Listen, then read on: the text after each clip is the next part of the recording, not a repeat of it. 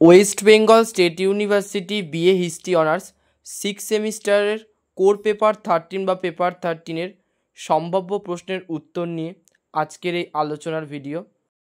আজকে যে সম্ভাব্য প্রশ্নের উত্তরটি তোমাদের সামনে তুলে ধরব তা হলো 1947 সালের ভারতীয় স্বাধীনতা আইনের প্রধান ধারাগুলি কী ছিল। 1947 সালের ভারতীয় স্বাধীনতা আইনের প্রধান ধারাগুলি কী ছিল?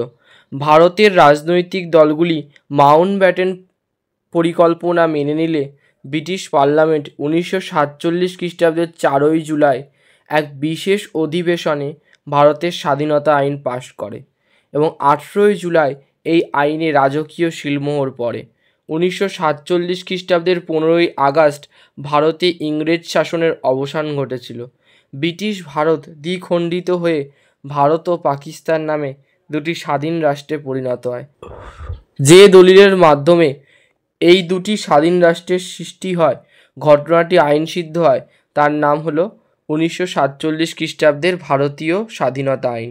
1947 সালের ভারতীয় স্বাধীনতা আইন অনুসারে ঠিক হয় যে 1947 খ্রিস্টাব্দের 15 আগস্ট ভারত ও পাকিস্তান নামে দুটি স্বাধীন রাষ্ট্র গঠিত হবে। সিন্ধু, বেলুচিস্তান, উত্তর পশ্চিম সীমান্ত প্রদেশ, পশ্চিম পাঞ্জাব ও পূর্ব বাংলা নিয়ে গঠিত হবে পাকিস্তান। পূর্ব পাকিস্তানের মধ্যে পড়ে পূর্ব বাংলা ও আসামের শ্রীহট্ট জেলা এবং সিন্ধু বেলুচিস্তান পশ্চিম পাঞ্জাব নিয়ে গঠিত হয় পশ্চিম পাকিস্তান। গণভোটের পর উত্তর পশ্চিম সীমান্ত প্রদেশ পাকিস্তানে যোগ দেয়।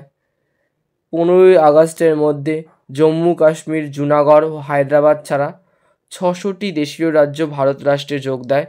প্যাটেল ও মাউন্টব্যাটেনের তৎপরতায় ও সহযোগিতায় বাংলা ও পাঞ্জাবের সীমানা চিহ্নিত করার জন্য দুটি কমিশন গঠন করা হবে।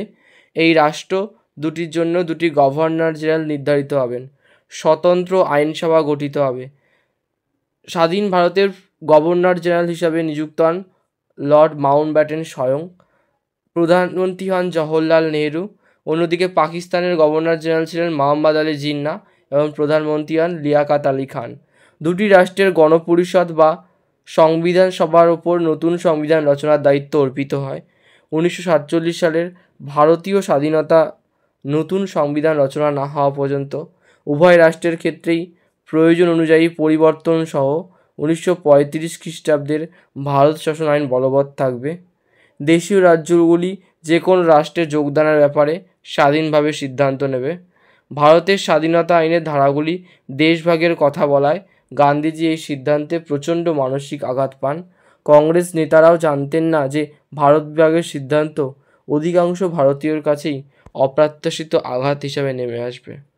প্রথম দিকে গান্ধীজি, মৌলানা আজাদ, আব্দুল গফফর খান প্রমুখ কংগ্রেসি নেতা মাউন্টব্যাটেন পরিকল্পনা ও দেশভাগের তীব্র বিরোধী ছিলেন। গান্ধীজি বলেন, কেবলমাত্র আমার মৃতদেহের ওপর দিয়েই ভারত বিভাগ হতে পারে। অবশ্য ক্রমে গান্ধীজি বুঝতে পারেন যে তৎকালীন পরিস্থিতি অনুযায়ী দেশভাগ ছিল অনিবার্য। আধুনিক ঐতিহাসিকদের অনেকেই ভারত বিভাজনের ক্ষেত্রে কংগ্রেসের সমর্থনকে বাস্তবসম্মত বলে মনে করেন। Doctor S.R.. মেহরত বলেছেন যে ভারত বিভাগে সম্মত হয়ে কংগ্রেস অপেক্ষাকৃত কম ক্ষতিকারক বিকল্পটি গ্রহণ করেছিল।